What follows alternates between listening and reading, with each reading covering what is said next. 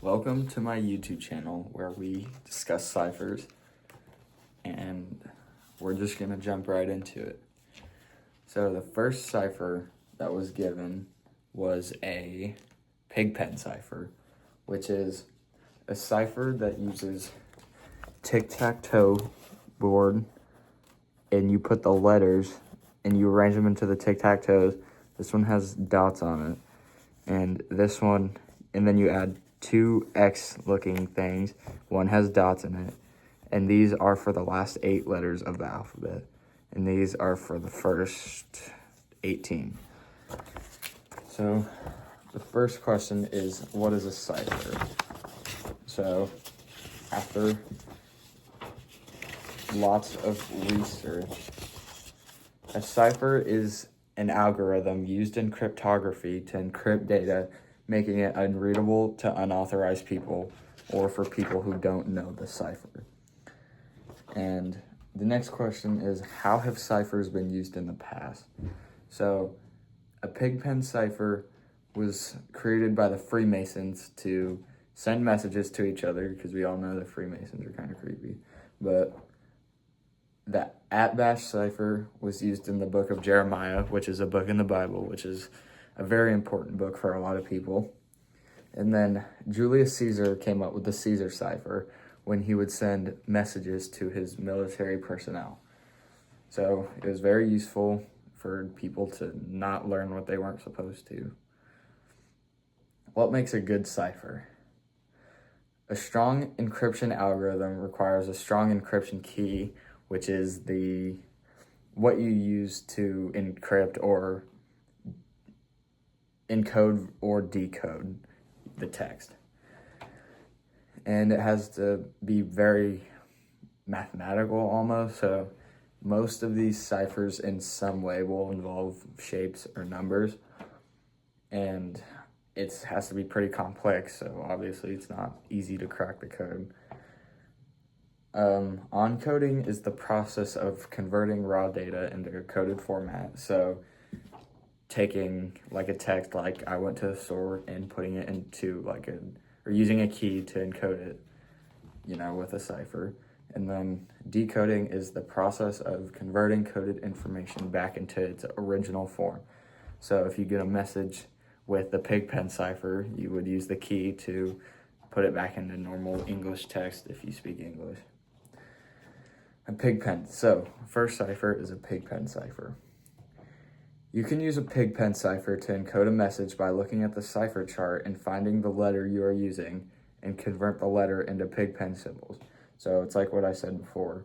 You can use it to encode, and you can also use it to decode by taking the message in the pigpen cipher and using your key to figure out the letters. So the sentence that was given was, "Do not drink the water."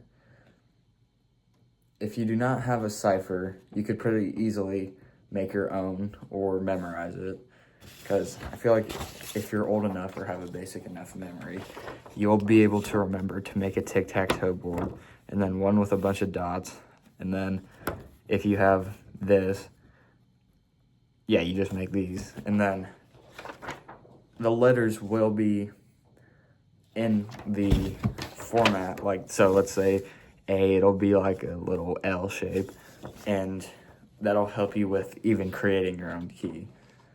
So you could use the encoded text as a reference. So you could make a pigpen cipher harder by putting the letters backwards. So instead of going from A to I, you could go from I to A, and then R to J, and then S to U V, it could go F T S U, you could just switch it up however you'd like. If you want to make it very difficult, you can put it into a completely different language, which would be very difficult if you can't speak the language.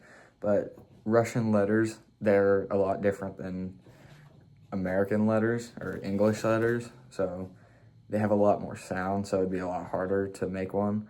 And then if you want to be very, very extra in some way you could put in Arabic, and we all know Arabic's a very difficult language to learn.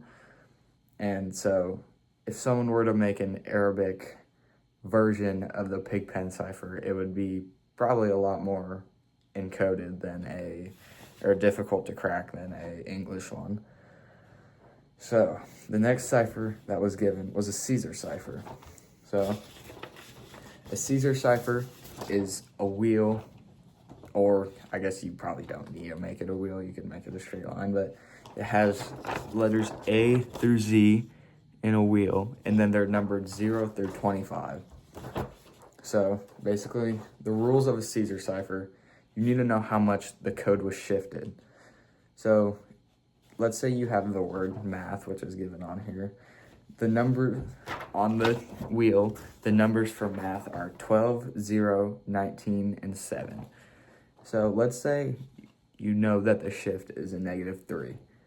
You can either go on here and manually find like the letter M and then go counterclockwise 3. Or you could just take the number and subtract it by 3. And if you get below 0, you start back over at 26 or 25. So yeah, that's pretty much how it works. And then to decode, it's working backwards. So if you have the shift, you find the code, match it up with a shift, and then the letters will pretty much fall into place. So if math was encoded with a shift of +8,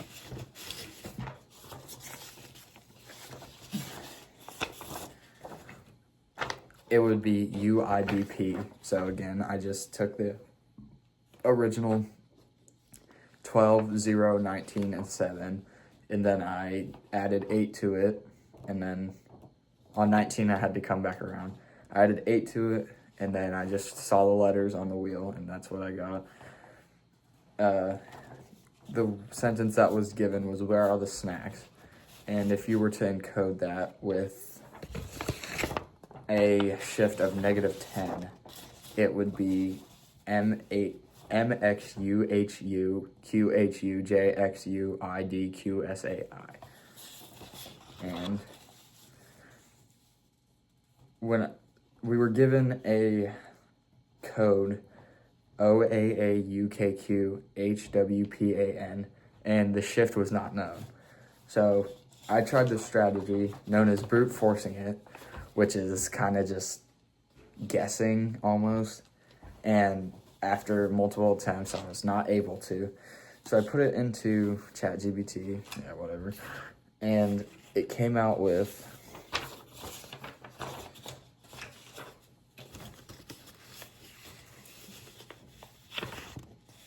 if I can find it. It came out with "My mom has snacks." Wait, hold up. Okay, so the shift was unknown, and after decoding it, it came out to "My mom has snacks." Okay, no. The shift was unknown. This one came out as "See you later," except it had a typo, so I may have just put in the numbers wrong, or it was a typo on the creator's end, but either way, it came out with a pretty, "See you later" is pretty, understandable. And that's pretty much it for the Caesar cipher. And finally, we have a Vignier cipher. And a Vignier cipher is similar to a Caesar cipher, except instead of each letter being shifted by the same amount, it has to be shifted by a different amount that is specified by the key. So let's say you have on here the example, "Dogs are cool." The numbers are 3, 14, 6, 18, 0, 17, 4, 2, 14, 14, and 11. And then the key is bark. As you can see here, you line it up, bark, bark, bark, BAR, until there are no more letters left in the message. And then you go back to the cipher, and you go back to the Caesar wheel if you want to, and then you see the bark. You take the numbers that they use, and then that's how much you shift the original message by. So, for example, D is 3, and B in bark is 1. So you would shift D by 1. O is 14, and A is 0. So instead of shifting it by 1 like you did for D, O, since it has A on the key, you would shift by 0. And so on and so forth, which RK, BARK for the rest of the message. So this encoded message would be EOXCBRVMPOC. So we were supposed to encode the message. I have the answer with popcorn. So as I did here on a graph,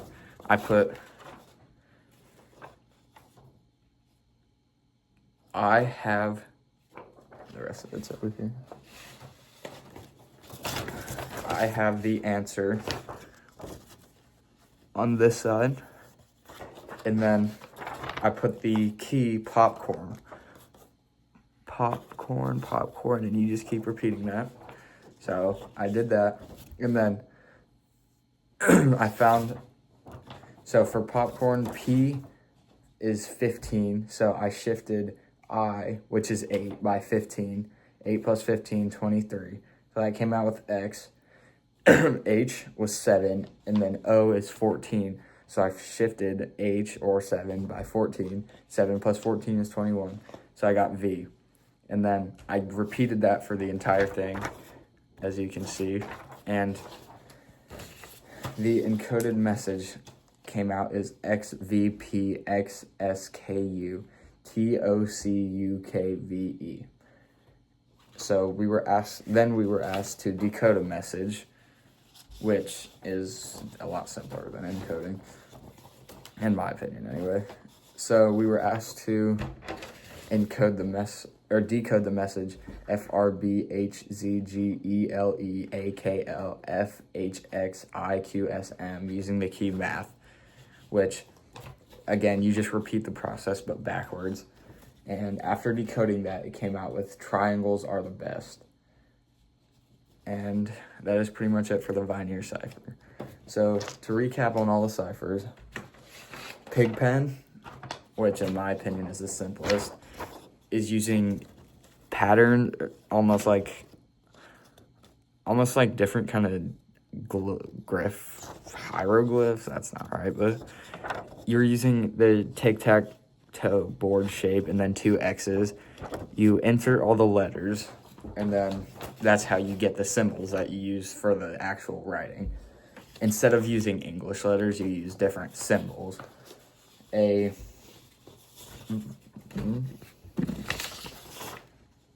Caesar cipher uses a wheel, which you take the letters and number them, and then you're given a certain shift, which is how much you shift the number, everything by. So you can just subtract it from the original number for the letter that you have.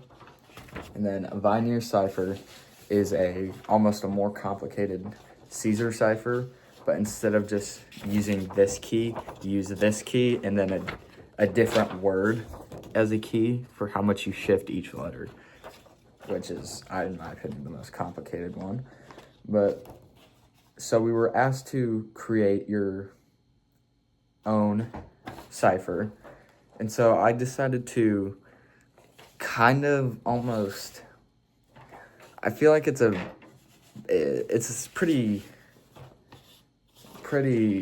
original, but I took a little inspiration from a Caesar cipher almost. And so in my cipher, I'll read it off. There are 26 amendments in the U.S. Constitution, and there are 26 letters in the alphabet. The amendments for the Constitution are lined up in pairs in order with the letter of the alphabet. So it's just in order. So First Amendment would be A, second B, so on and so forth. and then whatever the number of the president that was in office at the time. So just throwing it out there, we'll say the 13th Amendment with the 22nd president. So if you have we'll go with the second. If you have the Second Amendment, and so it's B, you would have, let's say, the 10th president. You would subtract the number, the original number and letter by 10, and then when you get to 1, you start back up at 26. And you repeat that until you subtracted it by 10, and that's the letter you're going to get for the message that you want to encode. So that's pretty much it. Thank you for tuning in to my presentation on ciphers, and you should go try it sometime. And if you're passing notes in class, maybe next time, consider using a cipher. Thank you.